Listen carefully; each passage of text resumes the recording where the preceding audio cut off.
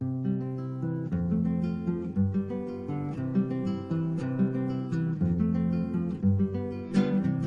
envidia de la virtud hizo a Caín criminal. Gloria a Caín, hoy el vicio es lo que se envidia más. Gloria a Caín, hoy el vicio es lo que se envidia más. Ai. Hola, benvinguts, com sempre, als Singulars.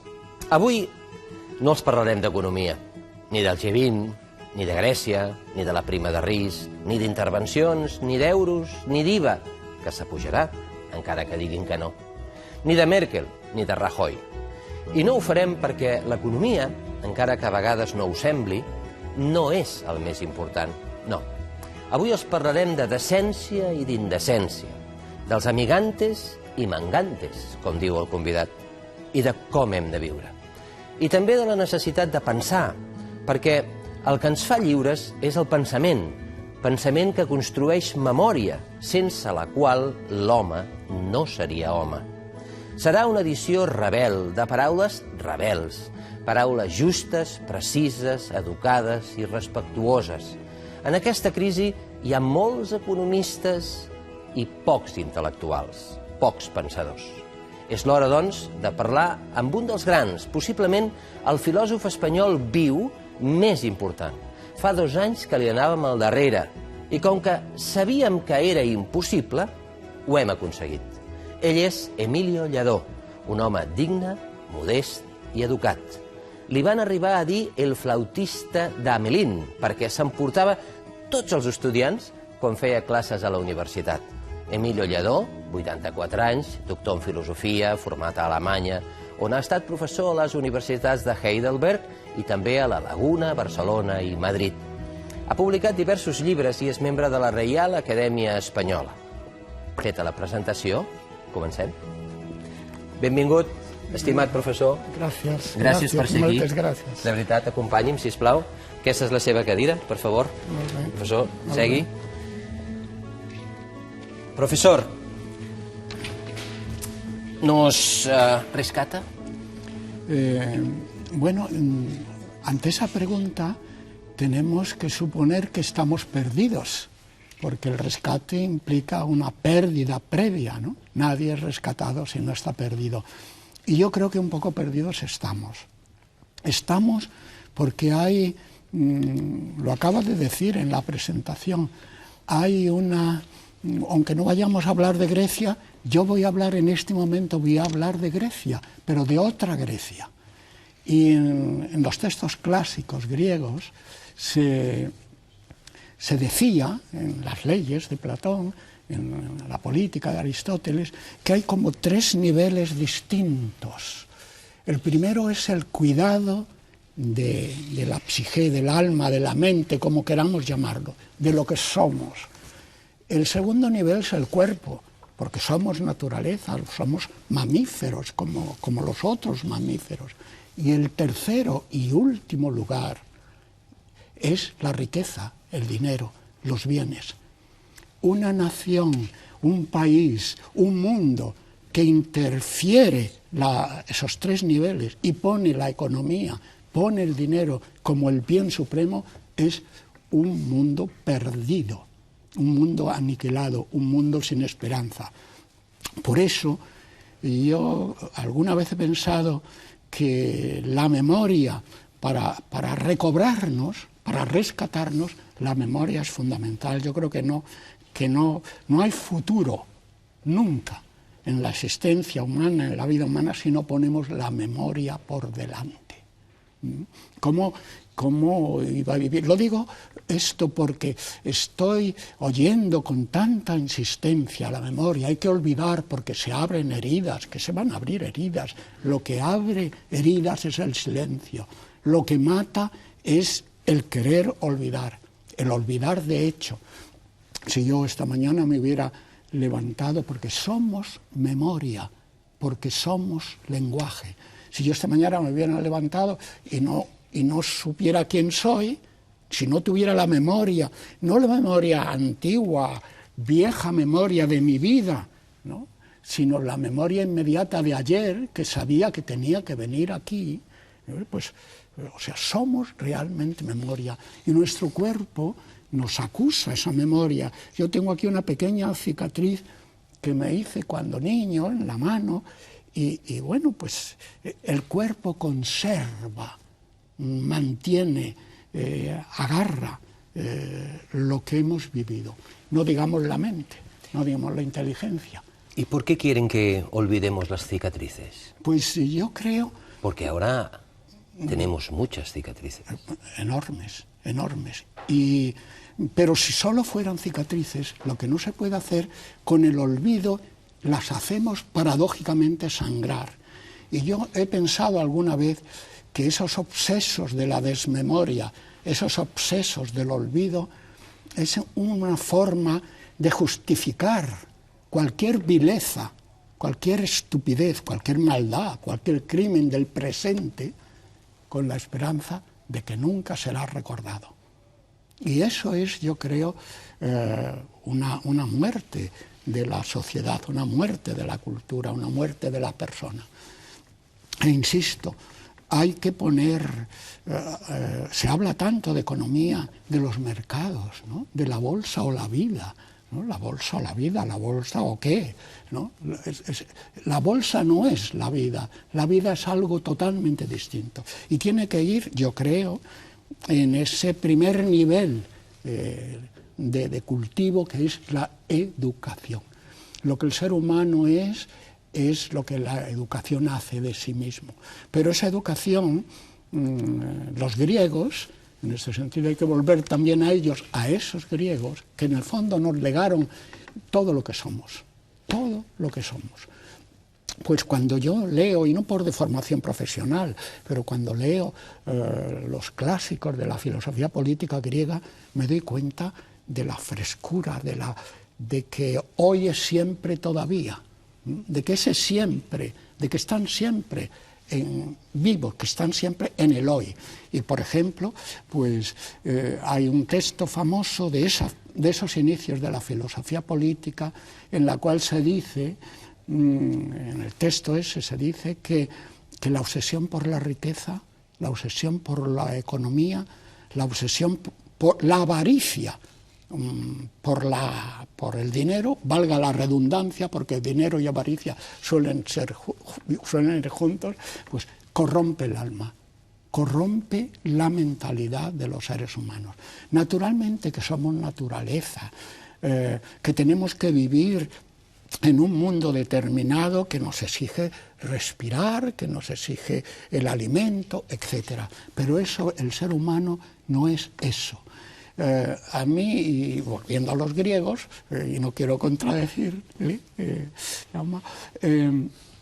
los griegos descubrieron que había, es algo que me ha interesado siempre mucho, que había los elementos, el agua, el aire, el mar, ¿no? Los ríos, el fuego, y que si eso desapareciera, alguna vez lo he recordado, imagínese que dijeran mañana no habrá aire, mañana no habrá agua, nunca más habrá agua, la naturaleza desaparecería. ¿Qué nos importa ya la tecnología? ¿Qué nos importa ya todos los progresos que hemos hecho, indudables, en la instalación en el mundo? Pues bien, paralelamente a esas palabras elementales, como el agua, el aire, el fuego, la tierra que nos alimenta, la tierra que nos sostiene, la tierra que somos, porque también somos tierra y agua. Pues al lado de eso, la cultura, esa cultura griega, ahora convertida solo en la palabra Grecia, por desgracia, convertida en un tema de economía, qué pobreza, qué empobrecimiento. Pues esa cultura descubrió que al lado de esos elementos imprescindibles como el aire, la tierra, el agua, hay otros elementos que se llaman la bondad, la justicia, la verdad, el bien, que eso me temo que hoy podría sonar como utópico, en absoluto. El que piense que eso es una utopía, el que piense que eso no es un futuro, el que piense que naturalmente que no tenemos verdades absolutas, ni bienes absolutos, ni justicias absolutas, pero hay que tender a eso. Por eso en esa foto que he visto ahora al entrar de estos señores que están ahí, del G20 o el G40, no sé qué G es, pues si en alguno de ellos hay una sombra, usted ya me lo ha dicho, de amigantes o amegoides, que tiene que ver con mangantes, ¿verdad? Pues más vale que desaparecieran de ahí, no de la vida, pobres, no somos quienes para condenarlos a nada, pero sí que no nos manden, porque si piensan que están en el poder para aprovecharse de ese poder, para aprovecharse ellos y sus clanes o sus pequeñas oligarquías. Yo alguna vez, y entre paréntesis, he pensado que estamos en una oligarquía democrática o en una democracia oligárquica. Y yo he tenido la suerte, en fin, me molesta hablar de mí mismo, pero uno tiene su propia vida y sus propios recuerdos. Yo he vivido una época que poca gente ya en este país ha vivido, que es la guerra civil. Yo he sido un niño de la guerra civil y he visto la violencia, el fanatismo, la muerte, la injusticia. Lo he vivido, es verdad, que con mentalidad de un niño de 8 o 9 años. Y pensaba que eso no era el futuro, que no puede ser el futuro, que el futuro tiene que estar lleno de idealismo, aunque eso parezca hoy en el mundo actual un anacronismo. Sería triste que eso pareciese hoy un anacronismo. Y ese idealismo es un ataque, valga la expresión, a la ignorancia, a la mentira, a la falsedad, a la inconsciencia, a la desconciencia, a la desconcienciación. Estos días oía en frase de un, no sé si político, que su conciencia estaba tranquila. ¿Qué es eso de la conciencia? ¿Qué es la conciencia? Bueno, hay dos conciencias, en mi opinión. La conciencia con S, porque decimos inconsciente, decimos consciente, la S es, y eso es un saber. Pero luego hay una conciencia a la que se le ha escapado la S, y que es la conciencia moral, la conciencia ética, la conciencia de comportamiento, la conciencia de la vida. Cuando hablamos por teléfono hace unos días, le pregunté a usted, Jaume, de qué íbamos a hablar, y usted me dijo de la vida. Y yo pensé, caramba, qué vaya tema, vaya tema. Y efectivamente, porque esa vida tiene que ser consciente. Y por eso antes hablábamos un momento de cuál es el papel de los filósofos. A lo mejor me estoy adelantando a sus preguntas. No pasa nada. Pero Yo le sigo escuchándole. Justamente a mí lo que me... No, pero llama, córteme. Que no. Aquí no solemos cortar cuando la gente habla como usted está haciéndolo ahora mismo, que es un placer, de verdad.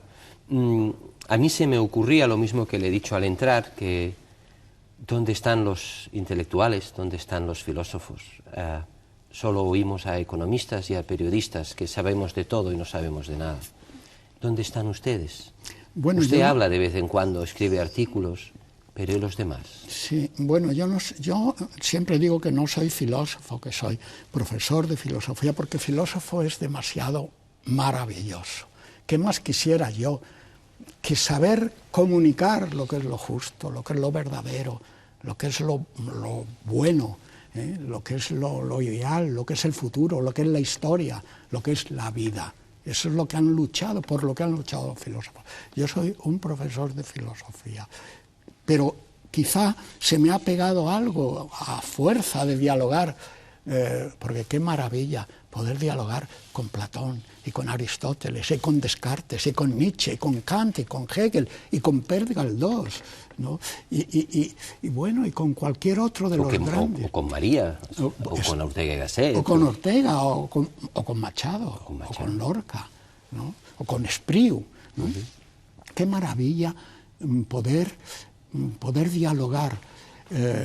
Y con esto contesto a la pregunta suya, ¿qué hacen los filósofos? Bueno, yo digo que soy profesor de filosofía, pero me siento un hombre de mi tiempo. En realidad no sé cuál es mi tiempo, porque como ya tengo un tiempo un poco largo detrás de mí... No hay tiempo. No hay tiempo, no. Repito, hoy es siempre todavía, ¿no? Es una expresión maravillosa. San Agustín, hay que vivir el presente del presente. Exacto. Hay que vivir del presente y en el presente, pero al mismo tiempo sabiendo lo que hemos sido.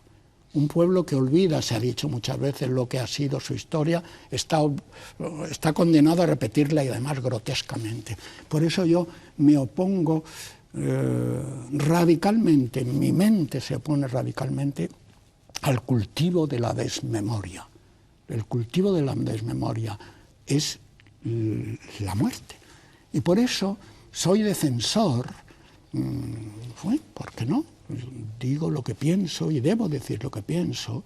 Soy defensor de eso que ahora creo que está deteriorado, que se están quitando, que no está de moda porque es ideologizante, que es la educación para la ciudadanía. Eso es fundamental. Es educación para la solidaridad. Terror, esto es el terror. Claro, porque es mucho... Pero sin embargo... Lo peor de lo peor. Lo peor de lo peor. Sin embargo, muchos de los apóstoles de la no educación para la ciudadanía son sectarios y pertenecen a sectas, póngale muchas comillas, sectas, ideologías que están continuamente educando, en mi opinión, mal educando. Porque la educación es libertad, la educación es posibilidad. Y si de pequeño, lo he pensado bastantes veces, incluso lo he escrito, pero en fin, lo repito ahora, yo creo que uno de los grandes descubrimientos del siglo pasado han sido los reflejos condicionados de Pavlov. Sino eso la historia esa tan maravillosa del perro que suena la campana y aunque no le pongan alimento ya, como le han acostumbrado a poner el alimento en el momento en que, junto con la campana, cuando suena la campana y no hay alimento, segrega jugo gástrico.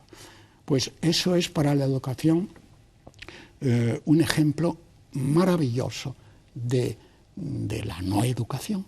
O sea, si de pequeños nos meten en la cabeza unos reflejos condicionados, una serie de palabras vacías, una serie de conceptos vacíos, a los que respondemos después automáticamente, nos han privado de la posibilidad de pensar.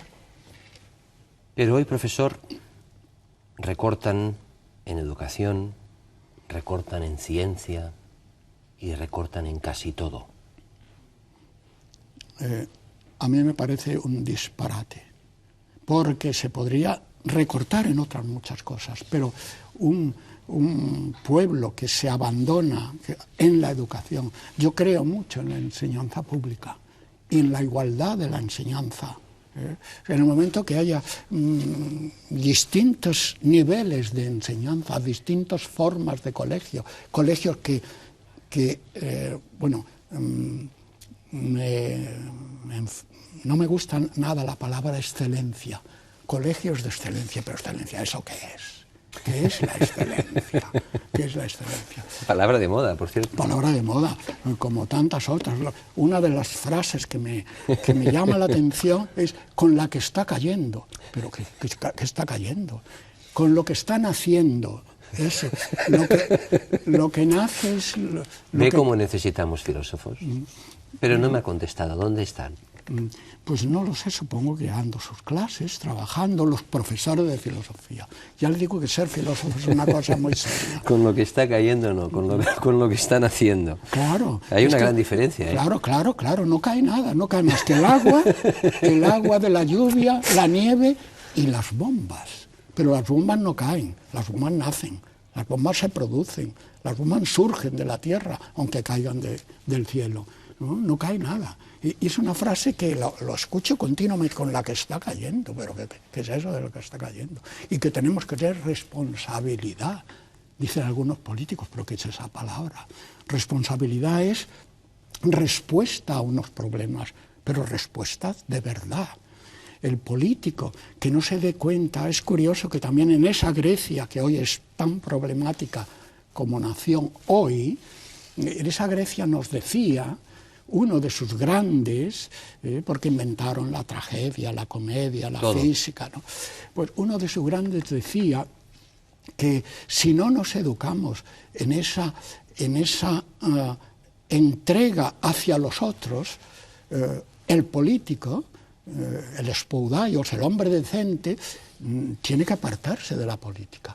Y es tanta la intensidad de esa decencia que se plantea en algún texto famoso y hermosísimo, si los filósofos, si los políticos pueden ser felices, sobre todo los políticos, porque su ser es darse a los demás. Y el que no se dé a los demás no puede ser político. ¿Y lo hacen? Yo creo que no. Yo creo que no.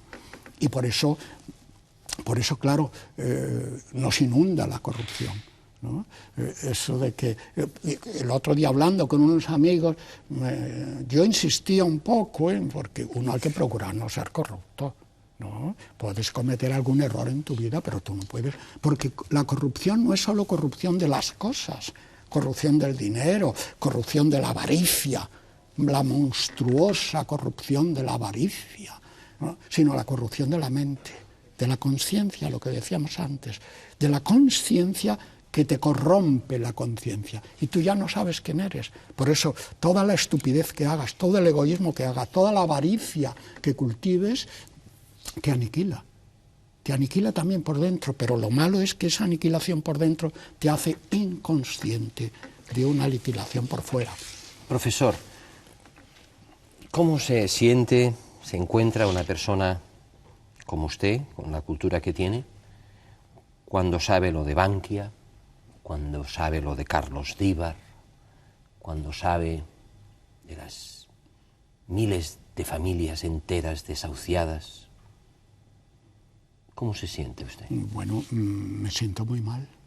Me siento muy mal y me siento sin esperanza, porque sobre todo hay justificadores, ya que hablaba antes Jaume de los intelectuales, hay justificadores de estas ayudas a los banquias, etcétera, ¿no? De estas corrupciones, hay justificadores, ¿no? Entonces, esa justificación indica un retorcimiento de la mente, una depravación de la mente. Y eso, una sociedad saludable, una sociedad normal, no hay que pedir excesos no, una sociedad saludable, insisto en el adjetivo, tiene que evitarlo radicalmente, porque hay, como digo, justificadores de esas, banquiosos, ¿no? Etcétera. Y entonces, por eso, y tenía razón Jaume cuando me preguntaba que yo, jugaba y que yo no soy filósofo, es verdad, me gustaría intelectual. La palabra intelectual tiene un matiz así como un poco, los intelectuales, como seres apartados del mundo, cosa que no es verdad. Pero es fundamental que exista gente que piense y que comunique ese pensamiento, porque entonces, si no, vendrán los hechiceros, los farsantes, los mangantes y toda esa morralla nauseabunda del submundo intelectual a pregonarnos lo que tenemos que pensar, a justificarnos los banquiasos, a justificar una serie de corrupciones que no, porque claro, dicen algunos, el otro día hablaba con un expolítico, no es amigo, sigue siendo amigo, me decía, no, es que no hay reglas sin excepción, pero lo malo es cuando las excepciones son tantas que ya no hay regla. Y lo que tenemos que luchar es porque haya reglas. Y las reglas son un poco algo de eso que decíamos al principio, un cierto idealismo, un idealismo de la justicia, de la verdad. Y la verdad, como decía nuestro Machado, la verdad se hace camino al andarla. Y por eso a mí siempre me ha gustado mucho la palabra griega método. Método parece que la necesitamos para, el método científico, el método filosófico, el método analítico, el método económico. La palabra método, en griego, los griegos, aquellos, supongo que estos también, lo sentían como estar en el camino, metajodos, estar en medio del camino. Y la vida, eso que hablábamos el otro día por teléfono, la vida es un camino que se hace al andar, pero que se hace al andar sin descarríos, sin desvíos, sin yendo por cauces en donde sientas una cierta solidaridad con las personas que te acompañan, con las personas que forman tu tiempo. Por eso es tan hermoso el texto aristotélico que dice que uno tiene que quererse a sí mismo, que el principio de las relaciones afectivas es muy bonito porque no tiene que ver nada con el egoísmo. El principio de las relaciones afectivas que tengamos con los demás empieza por la relación que tengamos con nosotros mismos. Pero si yo soy un indigno, yo me tengo que sentir digno, yo tengo que mirarme en el espejo de mí mismo para reconocer en el amigo, el texto es griego, un otro yo, porque el amigo es otro yo, un heteros autos, un alter ego. Como ahora no están las lenguas clásicas de moda, lo digo en griego, heteros autos, y en latín, alter ego. Que, por cierto, que menuda lección el olvido de esas lenguas. Sí. Profesor, la gente de mi generación, supongo que también la suya, nuestros padres nos decían, hay que ser decente, hay que ser digno, hay que hacer el bien. Estudia, trabaja, sacrifícate y vivirás mejor que yo. ¿Qué le dice usted hoy a los padres que no pueden decir esto mismo a sus hijos? Porque saben que sus hijos podrán ser decentes, trabajarán muchísimo, se sacrificarán muchísimo, pero vivir mejor que sus padres a lo mejor no. Bueno, pues a pesar de todo no hay que renunciar a esos ideales que acabas de exponer. Yo sé que, además, yo soy optimista a pesar de todo. Creo que con la educación, con una educación en libertad, eso es fundamental. La recortan. Pues es un crimen, es un crimen. Y yo he tenido la suerte de vivir muchos años fuera de esto que se llama España, de mi país, que duda cabe, de mi lengua. He tenido la suerte de vivir y he visto la potencia que ha tenido la enseñanza pública en países como Francia y como Alemania, por ejemplo. Allí no hay colegios de excelencia, porque la enseñanza procura ser toda excelente. Yo lo he vivido en mis hijos, ¿no? Y aunque yo tengo una experiencia maravillosa, pero la he contado tantas veces y no la voy a contar aquí, pero otra vez, pero sí referirme a ella, porque el primer maestro que yo tuve era un maestro de la República en un pueblecito cerca de Madrid que se llama Vicálvaro, y que la amenaza feroz, monstruosa de las inmobiliarias lo ha convertido ya en un barrio de Madrid. Pero antes era un pueblo alejado, alejado 14 o 15 kilómetros de Madrid. Y allí tuve un maestro de la República. Yo lo veía como, lo he dicho, es que me siento como un deber de hablar de mi primer maestro. Y don Francisco, que así se llamaba, nos enseñaba la libertad. No nos enseñaba asignatura, ni nos enseñaba matemáticas, también, claro, pero yo tengo una buena biblioteca, no de libros de calidad, de ediciones primeras, no me ha interesado nunca, una biblioteca de trabajo, pero la joya de mi biblioteca es un cuaderno que conservo con mi firma, una firma así muy curiosa, muy infantil, Emilio Lledó, Vicálvaro, 1938. Y en ese cuaderno hay muchas páginas en donde don Francisco nos preguntaba por sugerencias de la lectura. Imagínate ¿a qué nos podía sugerir un pasaje que hubiéramos leído? Pues eso era la creación de la libertad. Y este maravilloso, inolvidable, mi primer gran maestro, yo he tenido la suerte de tener muy buenos maestros, sobre todo en Alemania, de filología clásica, de filosofía, etc.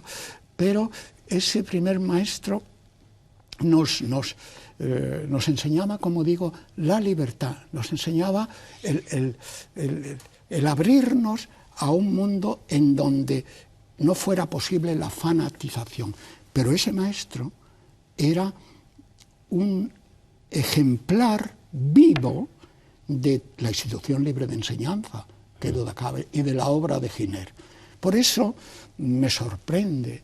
Yo tengo de Giner de los Ríos unos cuantos volúmenes que encontré en una librería de viejo de la edición que se hizo en los años...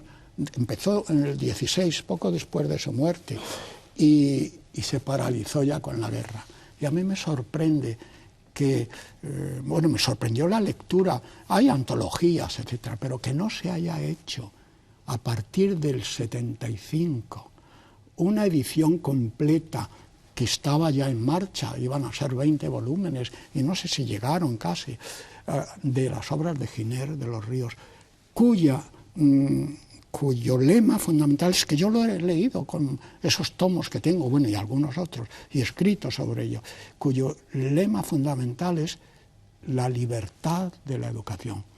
Porque si tú comprimes con esos reflejos condicionados la mente de los seres humanos, la mente de los niños, cuando está tan fresca la frescura de la inocencia, la maravillosa inocencia, por mucho que los instintos de defensa, que también existen, qué duda cabe, pues esa educación es, como digo, en la libertad es fundamental. ¿Por qué a algunos les molesta lo público?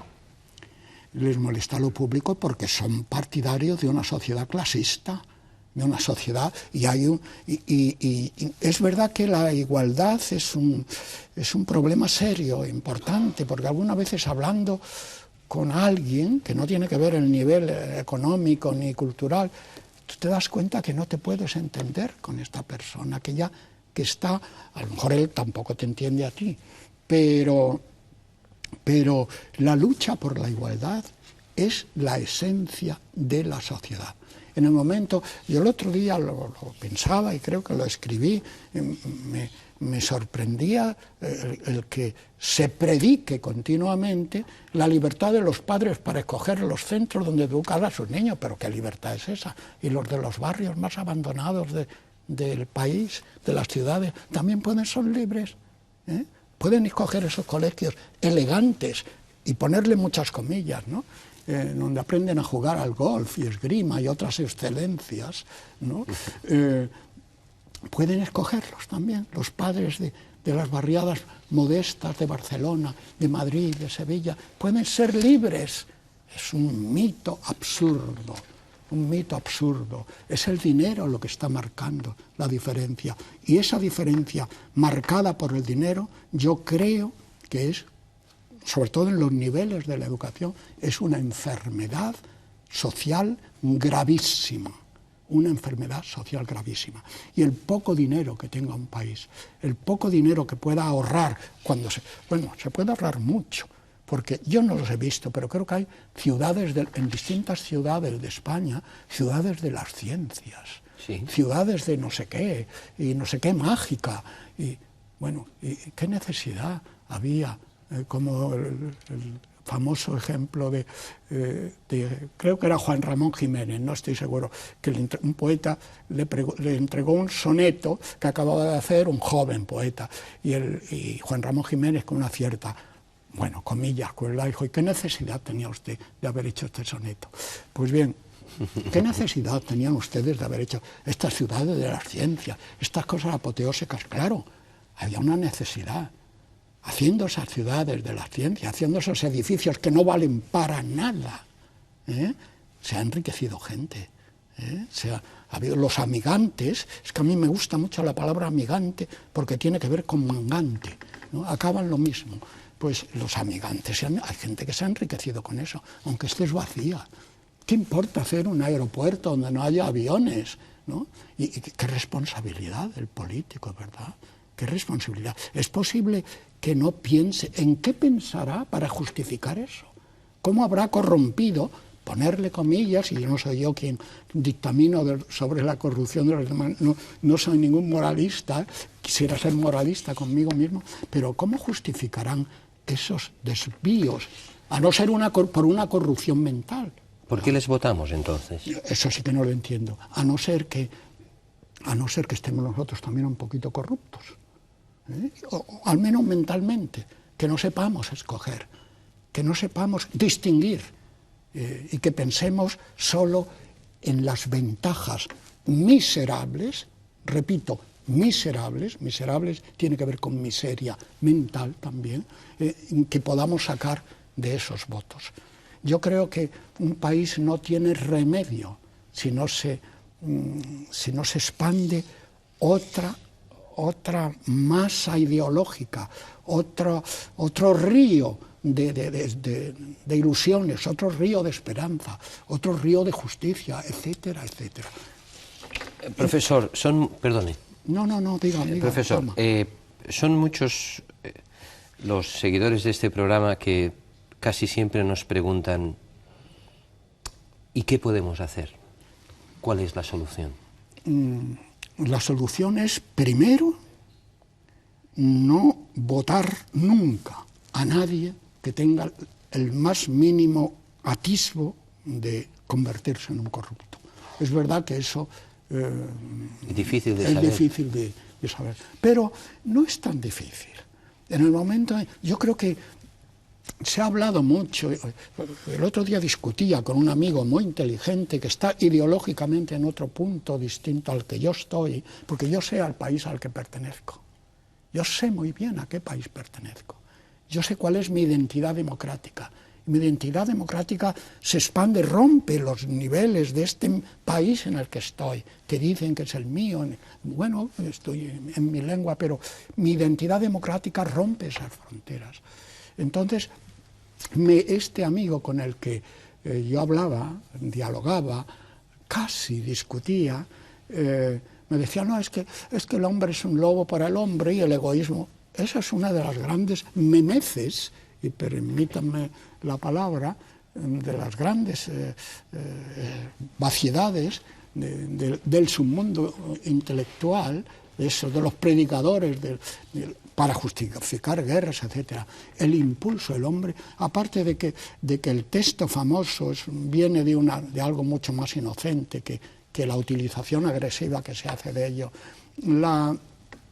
el impulso amoroso, el impulso de la amistad, el impulso del cariño, el impulso de la solidaridad es 1000 veces más poderoso que el impulso del odio. Pero claro, para los odiantes, para los cultivantes, amigantes del odio, eso no les conviene. Porque claro, en el momento que han sido educados de otra manera, que tienen otro poder, que tienen otras posibilidades de apoderarse de lo público, entonces, claro, los otros, los demás, los pobres, estamos totalmente perdidos. Por eso, perdidos no, casi perdidos. Por eso me da risa, si no me diera ganas de llorar, dejémoslo en risa. Cuando escucho a algunos prohombres del capitalismo en nuestro país, o ciertos medios poderosos, decir, matricúlese usted en esta universidad, porque nada más que acabe ya tendrá su trabajo, ya la empresa le acogerá. Eso es la muerte de la vida universitaria. Hay dos textos largos, y siento no haberlos traído porque merecía la pena leerlo, uno de Machado y otro de Walter Benjamin. Y el de Machado dice, este pueblo entristecido y luminoso merecía una burguesía mejor. Esa burguesía corrompida por el bajo nivel de sus universidades, cito Machado, y por el pragmatismo eclesiástico, enemigo de todas las grandes actividades del espíritu. Y Walter Benjamin dice, el inocular a los muchachos durante la carrera, los que puedan llegar a la universidad, ojalá pudieran los mejores que han salido de la igualdad, ¿no? Los muchachos que lleguen a la universidad no los puedes corromper, acosándolos, acuciándolos a que lo que están haciendo allí es ganarse la vida. Déjalos que se encarnicen un poquito con el derecho romano, con la química orgánica, con la filosofía. Déjalos que se entusiasmen un poco, que ya se ganarán la vida después. Usted ha citado a Benjamin. Yo recuerdo una cita de Benjamin cuando alguien o se le pregunta ¿qué es la revolución? Y él contesta, pues mira, es cuando todos vamos en un tren y de golpe hay alguien que activa el freno de emergencia. ¿Esto se hizo el 15M? Pues es posible. Un poco se tiró un poco del freno. Lo que pasa que la mano que tira del freno es más débil que el impulso de la máquina que arrastra el tren.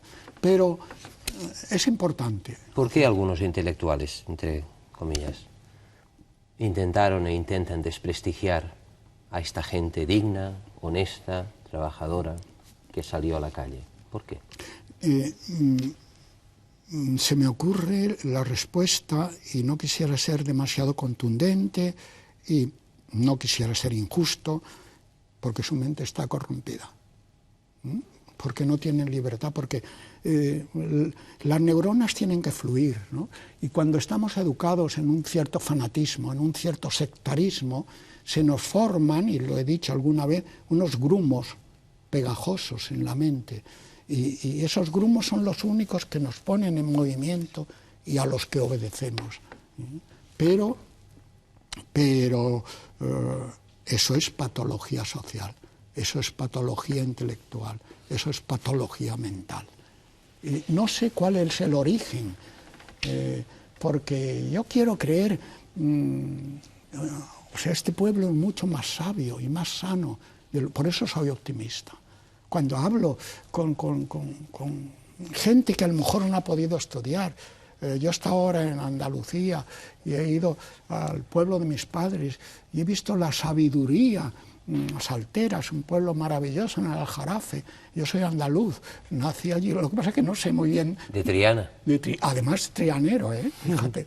Esto imprime carácter. Imprime carácter. Lo que pasa es que ni hablo andaluz, porque a los 6 años mi padre era militar republicano, lo destinaron a Madrid y ya mi vida ha sido.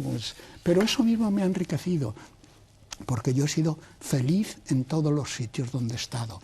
Y a pesar de un paréntesis al que no quiero mencionar, yo he sido muy feliz en esta ciudad. Y en Sevilla, y en Madrid, y en La Laguna, y en Heidelberg, y en Berlín, etcétera, etcétera. Profesor, antes usted ha dicho, cuando uno se mira al espejo, se tiene que ver digno. Y yo me pregunto, ¿y los que han cometido las fechorías que ahora padecemos todos, cuando se miran al espejo, ni se ven? No, ni se ven. Ahora se utiliza mucho esa metáfora de la transparencia, ¿no? Que me llama mucho la atención. No hay que ser transparente, pero sí, eres tan transparente que ni siquiera te ves, ¿no? Que la luz pasa y no se queda contigo. Estos no se ven. No se ven. No, y yo creo que la transparencia tiene que romperse con el azogue, con el espejo de la decencia. Yo creo que se debe de ser, naturalmente, que no, ya digo que yo no soy moralista y nada más lejos de eso, pero me gustaría ser decente. Y ser y encontrarme en mi pasado, pues el mismo que fui, el mismo joven que con 20 muy pocos años, al acabar las 2 licenciaturas, la del ejército y la de la facultad, cogió una maleta de cartón, que además era una maleta de cartón, y que además atada con una cuerda, siempre lo digo, porque es verdad, en la frontera se me rompió la cerradura y me marché a Alemania, ¿no? Entonces, me siento un poco el mismo de entonces, y me reconozco en el espejo, y aunque puedes haber cometido errores, haberte equivocado en algún momento, pero yo creo que todos tenemos que sentirnos dignos, porque si no, no podríamos vivir. Si no, sería espantoso el verte allí la caricatura de una especie de monstruo, monstruito, ¿no? que eres tú, ¿no? Lo que pasa es que hay gente que no ve. Nos enseñan a no ver, nos enseñan a no mirar, nos enseñan a no vernos, ¿no? Y entonces actuamos en función de esos bloques mentales, de frases vacías y de deformaciones mentales, de corrupciones mentales que impiden que veamos, que impiden que miremos. Esta pregunta no se puede hacer a cualquiera. Y yo se la voy a hacer a usted, aunque usted diga que no es un filósofo.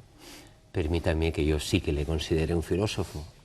Por lo tanto, le voy a hacer esta pregunta porque sé que usted la va a responder con todo su saber. ¿Cómo hay que vivir?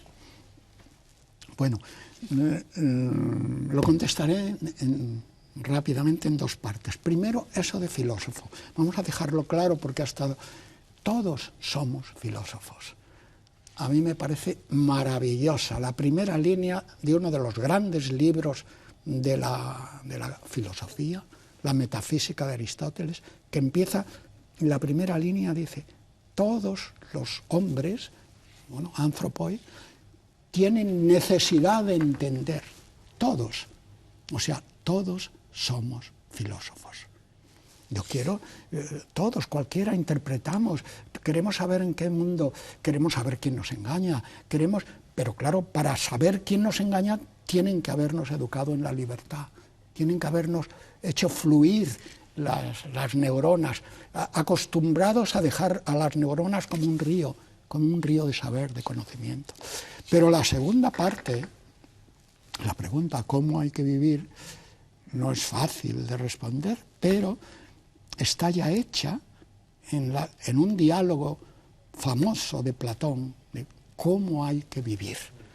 Y un eco de esa pregunta es que se dice que la paz, en el libro primero de las leyes se dice, la paz es una... Y ahí es la teoría del hombre lobo que hemos mencionado antes. La paz es una palabra vacía, porque todos los seres humanos están en guerra continua, dice Platón en el libro primero de las leyes. Y le dice su interlocutor, y en cada casa también hay luchas, sí, en cada casa.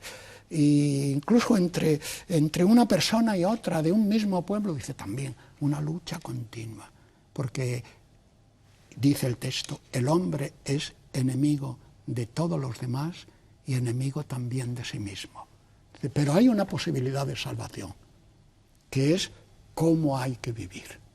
Cómo hay que vivir para que esa lucha no nos corroa, para que esa lucha no nos derrumbe, para que esa lucha no nos eche fuera de la historia. Y la única solución es la educación en la igualdad, la educación en la libertad y el combate más decidido contra el sectarismo y la fanatización. En el momento que tú has fanatizado a un individuo, lo has vaciado la mente y le has metido, hay 4 o 5 grumos pringosos, pegajosos, en fin, negativos de fluir, de la fluencia, la fluencia, pues has convertido a un ser humano en un monstruo. Y lo que los seres humanos somos es, no creo yo, lo creía un filósofo muy importante, uno de los de verdad, se llamaba Manuel Kant, que lo que los seres humanos somos es lo que la educación hace de nosotros. Por eso yo defiendo la educación en la igualdad. Me parece grotesco, ese adjetivo, bueno, sustantivo en este caso, excelencia y excelente. La excelencia empieza por uno mismo y de otra manera. Profesor Emilio Lledó, ha sido un placer tenerle aquí en el programa Singulars. Hemos de poner el punto y final a esta interesante conversación o entrevista, como usted quiera llamarle. Conversación. Pero podríamos habernos enrollado mucho más. Para mí no hay ningún problema, lo que pasa es que luego nos riñen. Claro, hacen muy bien. Nos riñen porque nos pasamos de tiempo. Déjeme acabar diciéndole algo que me sale del corazón. Gracias por existir. De verdad. Gracias. Gràcies a ti. I a vostès, gràcies també per la seva atenció. Sàpiguen que hi poden dir la seva en el blog del programa tv3.cat/singulars. Gràcies. Sag mir, wo die Blumen sind, wo sind sie geblieben? Sag mir, wo die Blumen sind, was ist geschehen? Sag mir, wo die Blumen sind, Mädchen pflückten sie geschwind. Wann wird man je verstehen? Wann wird man je